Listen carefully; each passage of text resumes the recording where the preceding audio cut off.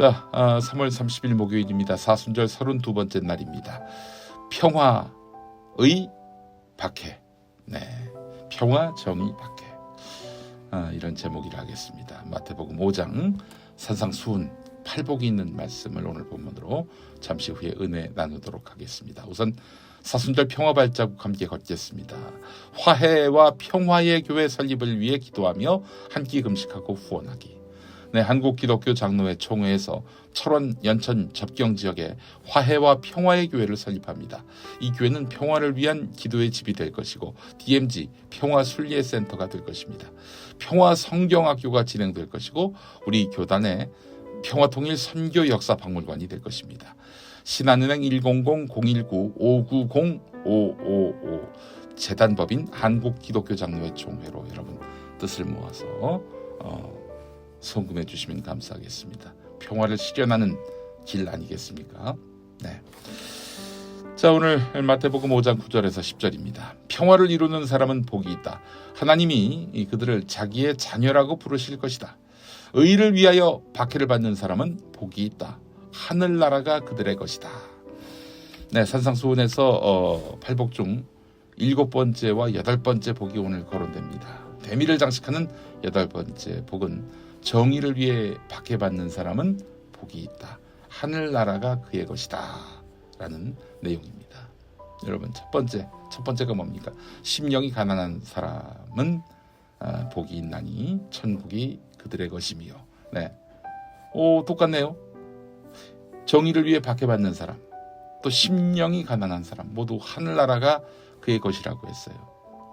사실 정의를 위해서 박해받는 것은 심령이 가난해야 가능한 그런 삶이라 하겠습니다. 내 사적 욕망을 무시하고 그리고 배제하는 그런 삶이 아니겠습니까? 심령이 가난한 삶, 정의를 위해 박해받는 삶. 말씀과 삶에도 나옵니다마는 검사 출신인 김두식 경북대 법학과 교수님. 네, 이 검사 출신이라고 하니까 굉장히 좀 선입견이 생기는데 아주 훌륭한 분입니다. 제가 정말 존경하는 그런 김두식 교수님이신데 이분이 쓴 평화의 얼굴이란 책에는 이런 내용이 나옵니다. 평화 이야기는 더 추상적이고 고상할수록 안전합니다. 그러나 평화를 실천하는 것은 언제나 위험한 일입니다. 평화를 추상적으로 고상하게 말할 때 사람들은 긍정하고 동의합니다. 그러나 군사기지를 세우고 미사일을 배치하는 등 군사력을 증강시키는 일을 반대하면 오히려 평화를 방해하는 사람이 되어버립니다. 네, 말씀과 삶에 또 나옵니다만 평생을 가난한 사람을 위해 쓴 브라질의 해방신학자이자 사회운동가였던 헬더 까마라 주교는 내가 가난한 사람을 도와야 한다고 말하면 사람들은 나를 성자라고 합니다. 그러나 가난을 만드는 구조를 바꿔야 한다면 사람들은 나를 공산주의자라고 합니다. 네, 까마라 대주교를 특권층과 권력자들은 사회주의자, 국가전복자라면서 모함하고 탄압했습니다. 네, 이런 평판이 두려워가지고 그렇게 고상한 말만 한다?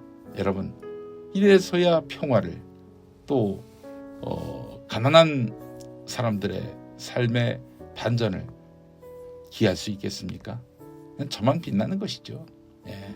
싸움의 현장에 들어가서 정말 몸을 다 튀겨가면서 그렇게 가난하고 약한 사람의 권익을 위해 애쓰는 사람, 그런 사람이 진정한 천국의 주인 아닐까요? 예.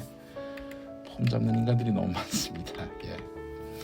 평화라는 말은 여러분 다들 수긍하지요. 그러나 평화를 이루는 사람을 언급하면 살짝 미간이 어그러지고 누구야?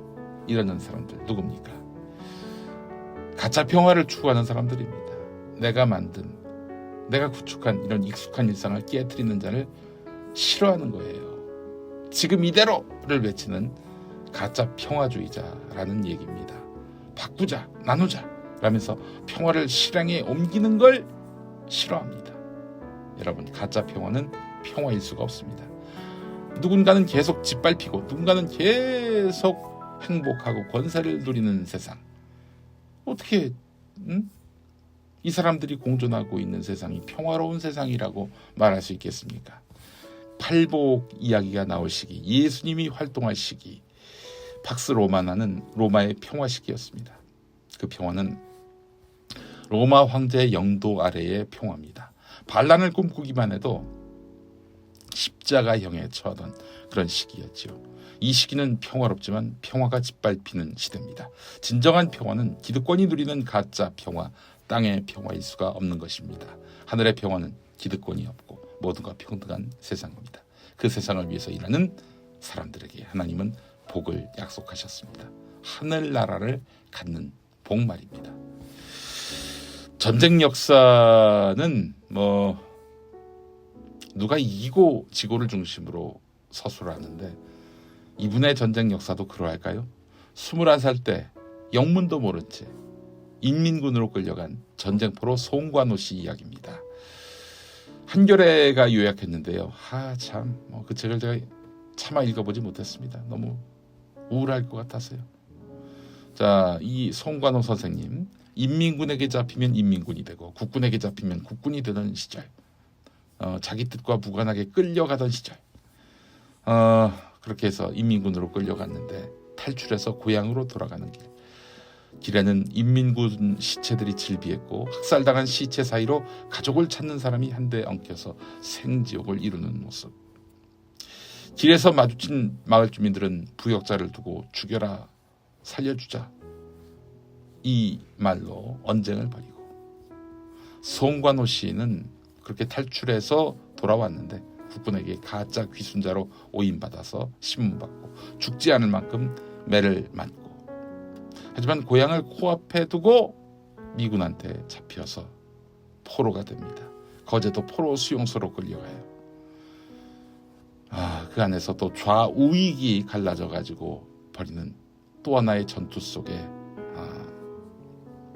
송관호 선생은 놓이게 됐습니다. 평화가 없으면 세상이 어떻게 지옥으로 바뀌는지를 그분은 두 눈 똑똑히 보셨습니다.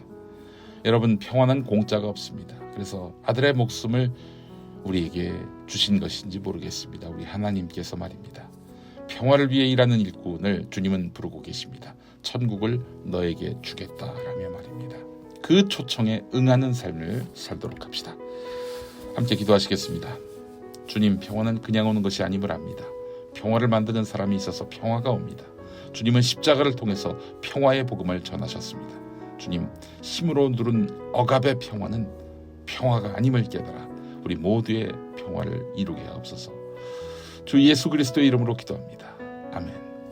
네, 산상수훈 말씀을 본문으로 한 오늘 새벽 성서 읽기였습니다. 그래서 지선의 산상수훈 듣도록 하겠습니다. 손경민 목사가 만드신 음악입니다.